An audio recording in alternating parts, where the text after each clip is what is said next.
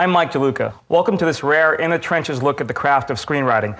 Today I'm sitting here with Jose Rivera, who wrote the screenplay for Walter Salles' film The Motorcycle Diaries, which earned him an Oscar nomination. He's recently written the upcoming drama Welcome to America and is working on the Beat Generation classic On the Road. Thank you for joining me. Thanks, Mike. So now you've worked in a variety of formats, everything from poetry to copywriting to television to playwriting to screenplays. Do you find that one format can inform the other? Have you taken different kind of inspirations from each one? Yeah, I mean, I started off in theater as just something I fell in love with at a young age and didn't really know what I was doing, didn't know that there was a career called playwriting. Mm-hmm. I kept at it long enough to have my work produced and become successful. I've always felt that when it comes to writing, certain stories demand to be told through language and certain stories demand to be told through images. And I found that some stories that I was thinking of and constructing in my mind were better for film than they were for theater. But then there were other stories that had ideas and poetic images and whatever that needed to be done in the theater. Have any kind of crossed back and forth? Have you ever started one as a screenplay and thought this is a better play, or began a play and turned it into a screenplay? No, the only experience like that is that my first play, The House of Ramon Iglesia, which was done in New York in '86, I adapted it for television for American Playhouse. So I really, in a way, learned the craft of screenwriting through that. And I'm right now adapting another play of mine to film. And does each format kind of provide its own satisfactions? Yeah, I mean, I love the live event. I love actors in a room. I love that feeling of that something is happening right in front of you that's never happened before. And there's that the immediacy of that. Yeah, the spontaneity, and also there's a kind of chemical or reaction between audience and performer that you can't get anywhere else. And I think that will always, long after movies are long gone, or when we're living in different times, people will still have live performance. Mm-hmm. So that has its own wonderful rewards. Film, on the other hand, unlike theater, lasts forever if you mm-hmm. take care of it. And so you solidify performance, or you solidify a piece of writing that will last, for generations. And theater, unfortunately, lives only in your memories. Now, you studied theater at Denison University? Yeah, I studied theater. I wrote 4 plays that I produced and directed myself at school. And there were no playwriting classes or anything. I never actually took a playwriting class. Oh, that's interesting. What was the kind of context in which your own plays got mounted? Well, I just wanted to do them. Good for you. I didn't get much support from the theater because they had their own problems. So I just sort of got some friends together. We put together some money. We bought our own sets and lights, and then we just put them up. And did anything from that experience kind of end up informing any of your screenwriting process? Not so much. I mean, the one sort of Denison experience that did was a film history class that I took with a wonderful professor. And it was the first time I'd ever seen Amelie's film or Eisenstein or those kinds of filmmakers, or Kurosawa. I'd never even heard of them. And I took this class, and suddenly film became for me something that was not about just kind of spending time, but about exploring a world. And those early filmic experiences were really wonderful for that. Is that where you got kind of your first idea that you might get into screenwriting, or did it come later? It came later. Back then I was just so enthralled by the magic of movies. I mean, it's so corny, but if you don't feel that, I don't know why we'd even be in the movies at all. So there's still a childlike thing that most people have who are in the films, that there's a magical quality to them. So I was completely swept away in that. Screenwriting came much later because I was still devoted to the theater. And how did your first feature script come about? The first feature came about, I had gotten to a point in my career where I was writing plays and they were being produced, and I still wasn't making a living, so I did some television. I worked on a TV series called Erie, Indiana, which was on NBC, I think, NBC, for 1 season. And I was at a kind of crossroads where I thought, I love the theater, I can make money in TV, but I felt if you were really going to be successful at one of those, it would exclude the other. and I needed a way to make a living that allowed me the freedom that I enjoyed writing plays. So I wrote my first spec screenplay at that time. It was 1992. And how did that turn out? Did that get set up or bought? No? I think I learned my craft on that one. On that one? That was the one that you learned on? Yeah. Do you ever think about revisiting it? Or sometimes. I mean, it's about a poor guy from the Bronx, a Puerto Rican guy from the Bronx who falls in love with this upper class girl from Westchester County, and kind of a Romeo and Juliet in the Bronx kind of thing. And I think probably has potential. I'm sure someone will do it. But the experience of writing that first one kind of gave you the sea legs to do the next one and the next one. Yeah. I really, the theater for me has always been something that came quite naturally. I have a good ear and a good sense of what the stage is for and how do you make it work. That I never had to learn it, but I did have to learn the craft of screenwriting. I find the craft of screenwriting to be like writing or like, making cabinets or something. I mean, I really had to learn how to nail the nails and do that kind of stuff. When you say craft, do you mean kind of the 3-act structure and the mechanics of essential storytelling? That and the sense that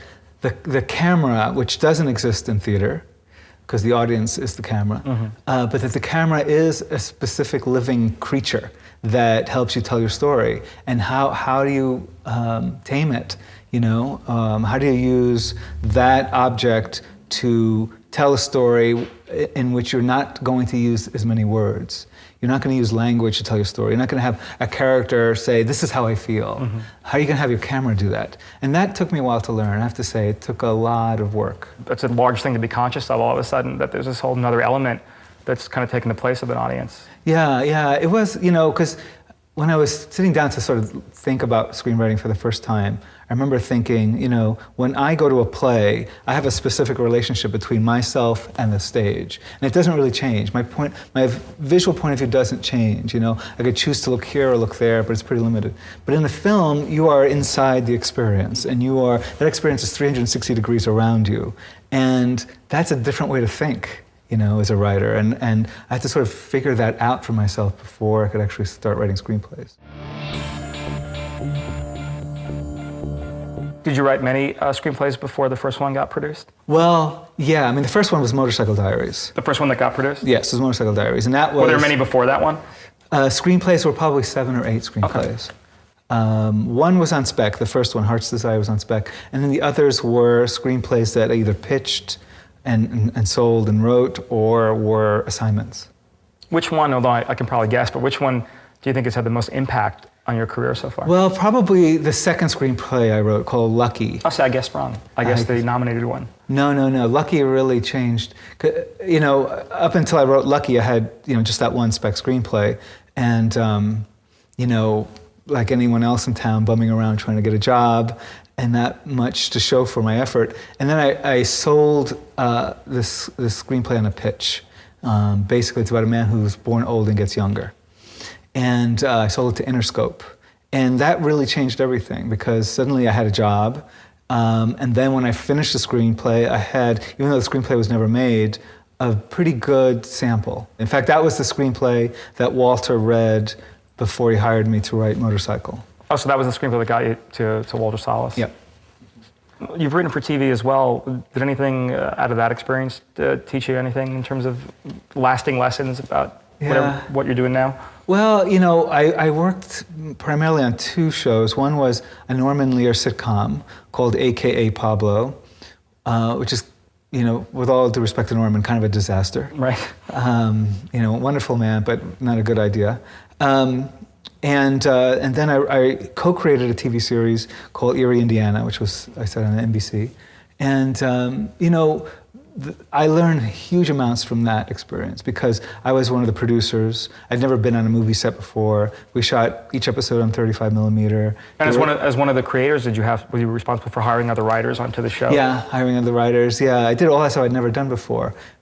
Casting, post-production, really the whole gamut. It was a little bit like going to grad school for film. And I learned huge amounts. And one of the biggest things I learned, I think, that was really helpful for my writing, is that on that show, when we were burning money every second, to produce that thing, every second of storytelling had to matter, you know, and it really actually, not just in film, but in my theater work, helped me really tighten and streamline my writing so that every second of the experience has some meaning. Did you write for Different Strokes? I did, yeah.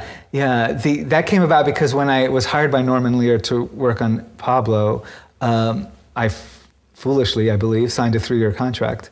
And Pablo was over after 6 episodes, so I had 2 years to kill. So they moved you on to Different Strokes? They did, and it was like, I fought it tooth and nail, and I wasn't a happy man. But any good stories from that experience? I'll tell one. There's so many. There was one time I was walking into the producer's office, the 2 executive producers, I won't name names, and I walk in and this siren sounds, goes woo, woo, woo, woo. I look around and I said, what is that? And somebody says, oh, that's the Jew alert. And I said, the what? The executive producer had a little button on his desk, and every time a Jewish person came into the room, he would press the button. And I'm looking around at the staff thinking to myself, but not saying out loud, does anyone else find this offensive? Does anyone else really care? And nobody did. Nobody batted an eye. The Jew alert button. The Jew alert button. And now the irony of this is, cut to many years later, I wrote a play called The Street of the Sun, which was done at the Mark Taper Forum. And there's a scene with a Jew alert in it. Oh. And so it was up on stage. You're able to recycle that into something? Yes. Unfortunately, I was sitting in the audience one day, and a very sweet old lady comes up to me and says, are you the man who wrote this play? And I go, yeah. So she goes, you look like such a nice man. And I said, thank you. And she goes, why do you hate Jews so much? And she says, that Jew alert is the worst thing I've ever seen on a stage. And I said, yeah, it's terrible, isn't it? You know, and I told the whole story about You explained about Different Strokes? Yes, I explained the whole thing. And she goes, oh my God, I had no idea. Aside from the Jew alert button, what's been the most consistently challenging part of your writing process? Is it dialogue? Is it story? Is it structure? Like, what do you find the most challenging when you write a screenplay? Probably, I would say story. Dialogue comes pretty natural to me. Story is much harder, you know, because of my training in the theater. Theater plays aren't so dependent on stories, you know, and a lot of American playwrights sort of worship at the feet of Anton Chekhov, who for 3.5 hours will have the minimal story, you know. And so a lot of plays are really events or an incident around a particular moment. But you can't write a film that way. You know, it needs to move, it needs to have something going. So that to me has been the hardest. And I've been very impressed with people who can just spin them out. You know, for instance, and we'll probably get to this later, when I worked with Roland Emmerich on Welcome to America, the man can sit down and spin stories like there's no tomorrow. And maybe I'll learn it, I don't know. What are your organizational methods? Do you outline before you write a screenplay, or do you have do you use cards, or just kind of like, do you wing it? No, I don't. I wing it in the theater, but in film I don't, just because the structure is so important. I don't do cards, but I have fairly detailed outlines that I work from. And once the outline is completed, does it take you a long time to complete the screenplay? I'm both a fast and slow writer, meaning I won't write until I've done enormous amounts of research, until I've really thought about it for a long time, and then I write very quickly. So, for instance, in the Motorcycle Diaries experience, you know, I researched that and lived in the mind of that story for about 9 months before I wrote anything. And then when I wrote it in 3 weeks. But those 3 weeks were backed up by 9 months of constant thinking. And did you have set goals during that process? Or were you on a time schedule, or you just kind of, it was organic to what it was going to be? Yeah, I wanted to, I didn't have specific goals, only except that I would say to myself, okay, I'm going to write for 6 hours today. That would be my goal. And whatever happens in those 6 hours. And do you have any rules for yourself in particular governing dialogue or story structure, or, you know, in terms of what you feel needs to be in a screenplay? Yeah, I would say for dialogue, I guess my only rule is really precision and density, to make things as, you know, every line have as many layers as possible. And that, you know, because of my theater training, I went into screenwriting with a real chip on my shoulder, like, oh, screenwriting, it's so easy. And I intentionally wrote shitty dialogue, you know, in my screenplays because I didn't respect it. And it wasn't until I invested the same amount of attention and detail to my screenwriting dialogue that I did for my theater, that I really became a good screenwriter. And what's your workspace like? Where do you write usually? I write at home. I have a little corner room. It overlooks a huge avocado tree, and it's got these big windows, so it's a bit like being in a tree house. Oh, it's kind of inspirational. It is. It's quite beautiful, actually. Yeah. Now, do you think coming from Puerto Rico has influenced your writing at all? I would say that culturally, yeah. My dad was a taxi driver, and my mom had a third-grade education. There was not a lot of, there was no literary influence at all. But what we did bring from Puerto Rico was a deep love of storytelling, just like sitting around the kitchen table telling ghost stories or whatever, love stories. And that was definitely a cultural thing, and that was definitely something I inherited from them. Is there a fear of being typecast, either because of your background or the subject matter that you've chosen to portray, or are you finding that's not been the way so far? Well, it was early on a problem, I have to say. When I decided to make the jump into screenwriting, in one, maybe 2-month period of time, I was pitched 4 films. One was a film about El Salvadorian gangs in LA. One was about girl gangs in East LA. One was about deaf gangs, no joke, in New York. And I forget the 4th one, but I think that was a gang one too. Yeah, they have a habit of coming to you with the same thing over and over again. Yeah. So I said, do I look like a gang member? How long did it take to kind of bust through that? It took a while. I mean, I think that you do fight, there's a sort of industry-wide inertia sometimes around people that settles around them, and you really have to bust out of that. I was, luckily because of my theater experience, which was so varied, that I was harder to pin down. But it took a conscious effort to turn away from the kind of stereotypes that were being offered. Mm-hmm.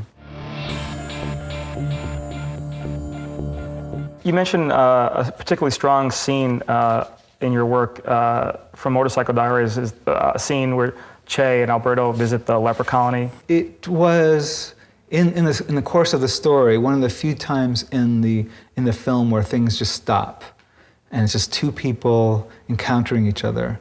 And I really wanted that scene, and I'm really happy that Walter shot it and kept it in the film. And it's also one of the few times where Che talks about himself. And he says, the first word I ever learned to say was injection, in reference to his asthma. And she asks him why he became a doctor, and he says, I just wanted to be useful. These are things that I picked up in the research I was doing about him. And a lot of people who knew him, especially as a child, said that his childhood asthma was heavily responsible for him wanting to be a doctor. And I felt it was just a tender, quiet moment between 2 people. She'll go on, in her way, he'll go in his, they'll pass, But for that moment, they're sort of connected there. So the scene was inspired by some of the source material you came across, but it's fictional. But it's fictional. Yeah, I mean, it was inspired by some of the research I did. There was a man named Silvio who Che operated on, and I changed it to Sylviac just to have a woman in the story. Right. With regard to the elements that you had to invent for the story, did you ever feel like a conflict between staying true to history and staying true to drama? Or was it kind of a little bit of both? That's a good question. Yeah, I mean, I did feel, the hardest part of doing the Motorcycle Diaries was feeling that there was a huge world out there that was so heavily invested in this story and this character. Not so much that period, but just the Che legend. And one of the hardest things I had to do was, in a way, was shut out the noise of that. Not to kowtow or, serve the myth, and to really deal with the facts and deal with the story. So, there's a lot in the screenplay that is there simply because it's good storytelling or movie making that may or may not have happened. There are a lot of things that happen that are not in the screenplay or in the film because it could be a 6-hour film. Right. In the scene we're talking about, when the female character says life is pain and Che says you got to fight for every breath, did that philosophy spring directly from Che's attitude, or is that more your philosophy? Yeah, I had asthma as a child, and so I know that pain in a way. Yeah, partly. I did want I mean, the thing about Che that a lot of people commented on who knew him was his sort of relentless desire to change things and to not accept the status quo. And that takes enormous will. And I think he had to really show a great deal of will just to overcome his childhood asthma. From that he became a warrior, literally. And so I always thought that was, if I had to sort of summarize his philosophy in one piece of dialogue, that would be it. Oh, that's interesting. So part of your job was to kind of sum up a whole life or a whole attitude in a scene, and you did it. Yeah, if possible, without tipping your hand to the future. Mm-hmm. For instance, there's a scene in his biography where Chase has an asthma attack on the boat, and someone rushes up to him with a cigar. It says, "Puff on this, it'll take care of your asthma." And I thought of putting it in the screenplay, but then I didn't want to have that image of Chase smoking a cigar. Right, because then you'd recall that whole cultural Yeah, we context. all know that, and it would seem like winking to the audience, even though it did really happen. Did you go through a lot of revisions on the script for Motorcycle Diaries before the final? Countless, yeah. I mean, Walter is an amazing guy, Walter Salles, and a real perfectionist. And he's the kind of director that really pores over every word. So there was a lot of stuff that, especially when he was in Brazil, he would email me about a scene and I would rewrite it and email it back to him. And then he would comment on the revisions and I would revise it again. And this went on for months. And did a lot of the challenge come from the books you were adapting as well as collaborating with Walter Salles? Or? Yeah, because the books were, they were usually in sync. The difference is Alberto Granado's account is very dry, very specific, almost like a recipe of a journey. Whereas Ernesto Guevara's book is very poetic, very romantic, and it's about impressions as opposed to events. So in a way, you have two different ways of looking at a story. And my job was to sort of meld them together. Decide which to use from which source. Yeah, and how they complement each other. Why'd you pick that scene to talk about with us today? I don't know. I like that scene. It's one of the few scenes that's mine, for instance, as my own need to create something original. And I don't know. I think it humanizes him a bit. Would that be the scene from the movie that you kind of feel most excited about in terms of translation from page to screen, or is there another section where once you saw it, you were like, "Wow, I can't believe it made it from my script to screen that well"? Yeah, I would say the scene that knocks me out the most is the goodbye scene at the end of the leper colony, where they're standing on the misty banks, and you see all those arms waving goodbye to him. That's pure Walter. I indicated some things on the page, but the sheer beauty of that is Walter's making. And it's funny because in real life and in my first draft, I put in something that I just loved. It didn't make it. I don't really know why. Next time I see him, I'm going to ask him. But while Che was leaving, he was on his raft. There was a little raft next to his with a leper orchestra. And these guys with like barely any fingers were playing little mandolins and pipes and things like that. And they were serenading his departure. And I just thought that was such a gorgeous image. But it may have been a logistical condition or something, but Walter chose not to do it that way. Do you write with visuals in mind? I do, yeah. I write. I'm very conscientious of having every single moment, contain a color or a shape or a movement or a pattern of some kind to give the reader something to see. And do you ever write in your career? Have you ever had to write with commerciality in mind? I don't so much. I do when I write.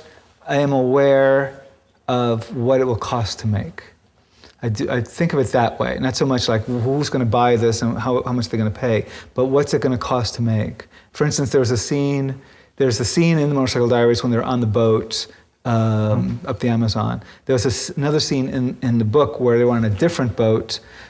There were stowaways in a bathroom, and it was really kind of gross and horrible. We couldn't have two boat scenes. Right. We just couldn't, so I cut one.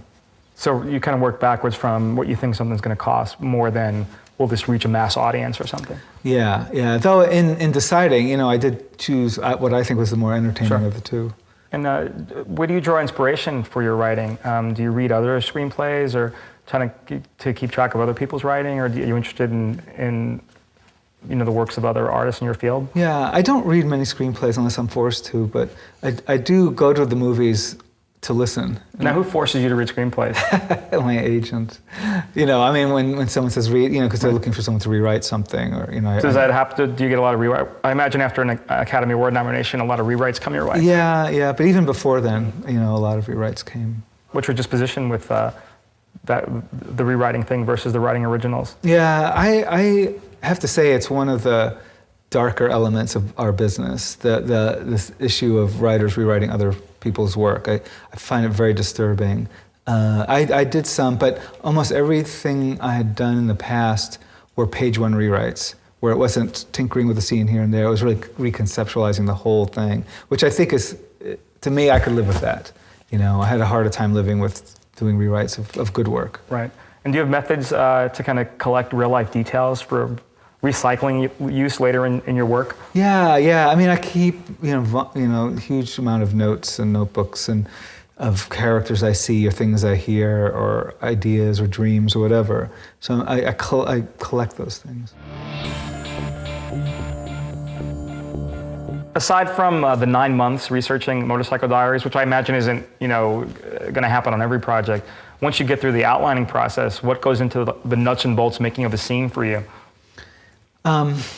It's a good question. I think the most, I guess I have to ask myself several questions, like what is the work of the scene?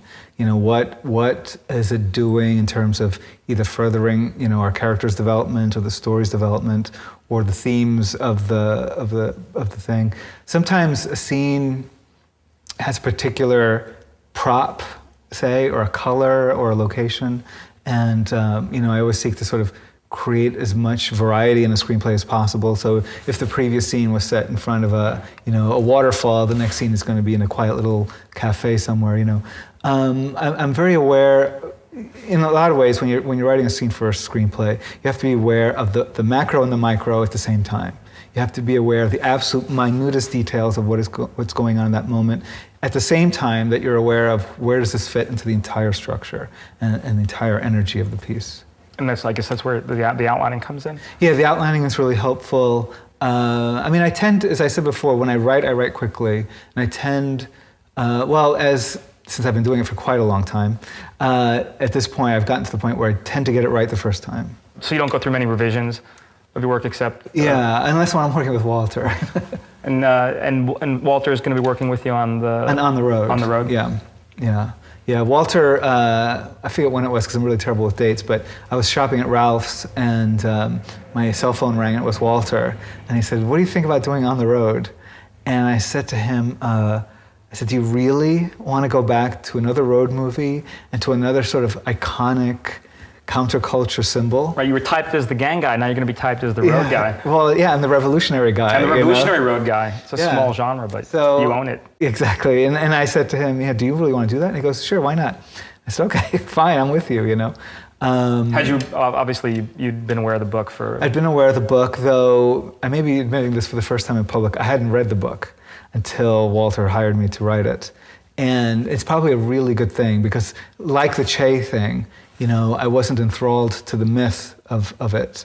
I wasn't bringing baggage. It didn't change my life when I was 21.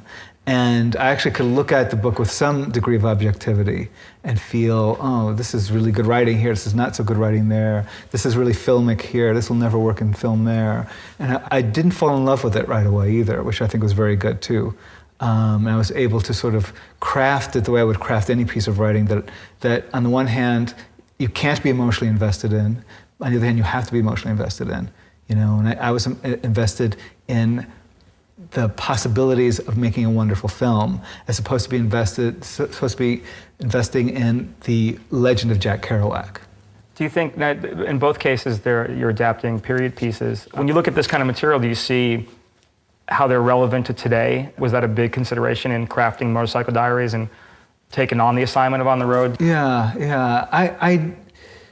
In a way, the Motorcycle Diaries' relevance had to do with the revolutionary spirit that Che embodied which I think is dormant right now.